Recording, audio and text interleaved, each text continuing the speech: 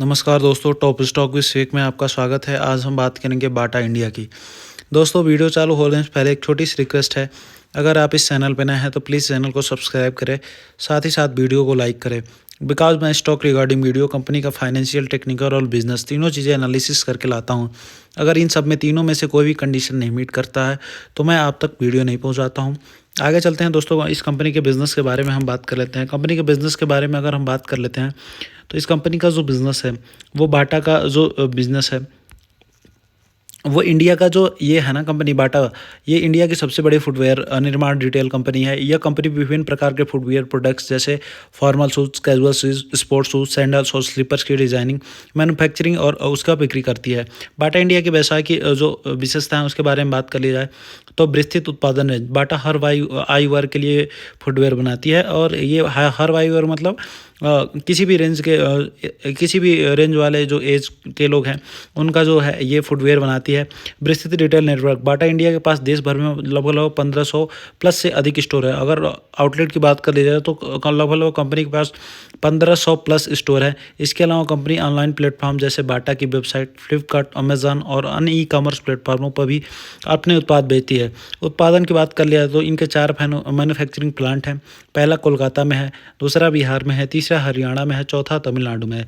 Global brand की बात कर लिया तो बाटा न केवल भारत में बल्कि वैश्विक स्तर पर एक प्रख्यात ब्रांड है। यह स्विट्जरलैंड स्थित बाटा कॉर्पोरेशन का हिस्सा है। टारगेट कस्टमर की बात कर लिया जाए तो ह्यूज पुपिन्स, पावर, नॉर्थ स्टार, बाटा रेट लेवल आदि अलग अलग उपभोक्ताओं समूह को टारगेट करता है।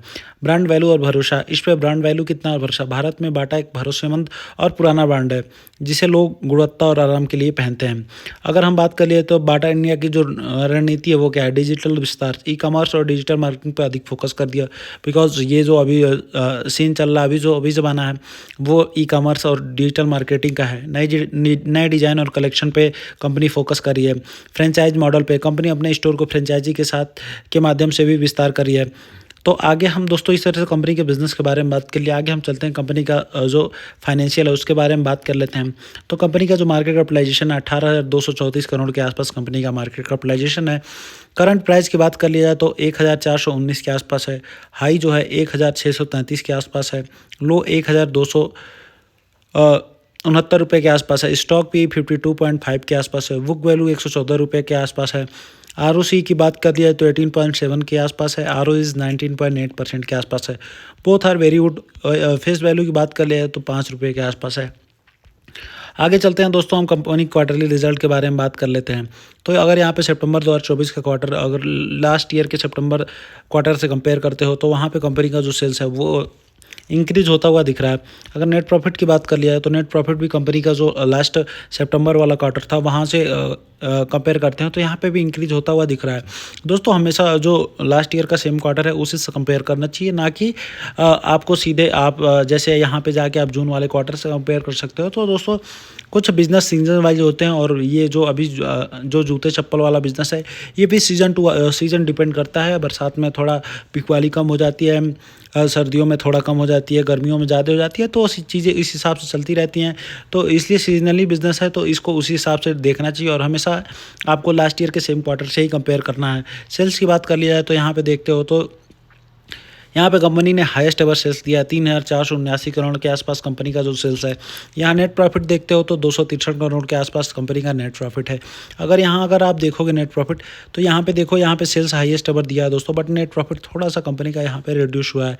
तो या वाई, बिकॉज अगर यहाँ पे आप डिप्रिशिएशन देखोगे तो ये बढ़ गया है, इसलिए कंपनी का नेट प्रॉफिट जो है थोड़ा डिक्रीज होता हुआ दिख रहा है। अगर आप यहाँ पे देखोगे आगे डिविडेंड पे आउट की बात करें तो 59% के आसपास, 54% के पास, 680% के आसपास। तो ये कंपनी का डिविडेंड पे आउट है। आगे हम बैलेंस शीट में बात कर लेते हैं। कंपनी के ऊपर जो बोरोइंग है वो ऑलमोस्ट 1,438 करोड़ के आसपास है। कंपनी के पास रिजर्व है 635 करोड़ से इंक्रीज होते होते आज 1,405 के आसपास पहुँच गया है। फिक्स असेट 1,569 के आसपास है। सीव्ड एलओपी 6 करोड़ के आसपास है। कैश फ्रॉम ऑपरेटिंग एक्टिविटीज अगर देखते हो मार्च 2024 में 453 करोड़ के आसपास है। आगे हम बात कर लेते हैं आरओसी की बात कर लिया जाए तो कंपनी ने लास्ट ईयर 19% का रिटर्न दिया, 20%, फिर 8%। ये कोविड वाला पीरियड है, तो इसमें 0% का। उससे पहले कंपनी का रिटर्न देखते हो तो ऑलमोस्ट ऑन एवरेज देखते हो तो इस तरह से 25% के आसपास कंपनी ने रिटर्न दिया है, अगर लास्ट कोविड वाले पीरियड से पहले की बात कर लिया जाए तो। उसके बाद से कंपनी ने फिर से अपने ग्रोथ ट्रैक पे आने की कोशिश कर रही है। अगर 2023-24 की बात कर लिया जाए तो 2023 में 20% के आसपास, 24 में 19% के आसपास कंपनी ने आरओसी दिया। प्रमोटर्स होल्डिंग की बात कर लेते हैं दोस्तों, तो यहाँ पे 50.16% के आसपास प्रमोटर्स हैं। एफआईआई जो हैं 8.81 के आसपास हैं, इन्होंने अपना स्टेक बढ़ाया। डीआईआईज ने भी अपना स्टेक जो है उसको मेंटेन करके रखा है। पब्लिक की बात कर लेते हैं तो पब्लिक बस 14% के आसपास है। तो ऑलमोस्ट अगर इस तरह से देखते हैं तो आपके पास 86% के आसपास टोटल नंबर ऑफ प्रमोटर्स है, promoters plus FIIs plus DIIs. तो दोस्तों इस तरह से एक प्रमोटर्स होल्डिंग बहुत शानदार प्रमोटर्स होल्डिंग है। कंपनी का बिजनेस अच्छा है, कंपनी अपना बिजनेस अच्छे से कर रही है, कंपनी बहुत दिन से मार्केट में है। आगे चलते हैं हम दोस्तों कंपनी के टेक्निकल चार्ट पैटर्न पे और वहाँ से देखेंगे टेक्निकली जो प्राइस कंपनी का निकल के आता है वो कितने तक जा सकता है। तो चलिए हम देखते हैं दोस्तों कंपनी के टेक्निकल चार्ट पैटर्न पे मूव करते हैं। तो यहाँ पे एक देखते हो ट्रायंगल चार्ट पैटर्न बनता हुआ नजर आ रहा है। और ट्रायंगल चार्ट पैटर्न में 2-4 चीज़ें मैं जो भी टेक्निकल चार्ट पैटर्न आपको बताता हूँ उसमें हर एक चीज़ डिटेल में बताता हूँ। तो अगर आप देखते हो दोस्तों तो यहाँ पे आपको मिलेगा क्या, जो पहला वाला फॉल था यहाँ पे देखिए, जो फॉल स्टार्ट कंपनी यहाँ पे चलती है, कंपनी ऑलमोस्ट जाती है 2200 के आसपास।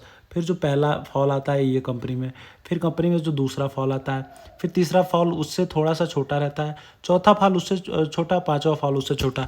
तो जो लास्ट वाला फॉल है वो सबसे छोटा होना चाहिए। तो अगर आप यहाँ पे देखते हो तो यहाँ पे जो लास्ट वाला फॉल है वो सबसे छोटा है। और यहाँ पे जो ब्रेकआउट है, जो ये वाला एरिया वाला ब्रेकआउट है, ये हाईएस्ट एवर होना चाहिए। जब जब कंपनी इस वाले एरिया के आसपास आती है यहाँ से कंपनी ब्रेकआउट देती है और ये highest ever with green candle.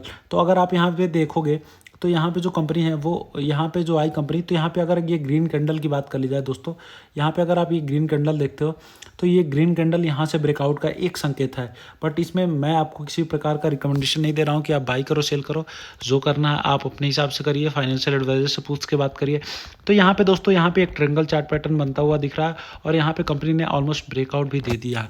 तो अगर कंपनी ऊपर की तरफ चलती है, कंपनी का बिजनेस अच्छा है, फाइनेंशियल अच्छा है, तो डेफिनेटली कंपनी ऊपर की तरफ जाती हुई दिख सकती है आपको। लेकिन अगर हम टेक्निकल चार्ट पैटर्न पे जाके और कंपनी का जो टेक्निकली जो चार्ट पैटर्न के हिसाब से जो टारगेट प्राइस निकल के आता है उसको, जो अभी करंट प्राइस पे जो कंपनी ट्रेड कर रही है, यहाँ से अगर हम बात कर लिया जाए जो टेक्निकल चार्ट पैटर्न पे जो प्राइस निकल के आता है उसके बारे में अगर बात कर लेते हैं तो वो ऑलमोस्ट कितने परसेंट के आसपास कंपनी यहाँ से आपको ऑलमोस्ट 57-58% के आसपास कंपनी ऊपर जाते हुए दिख सकती है।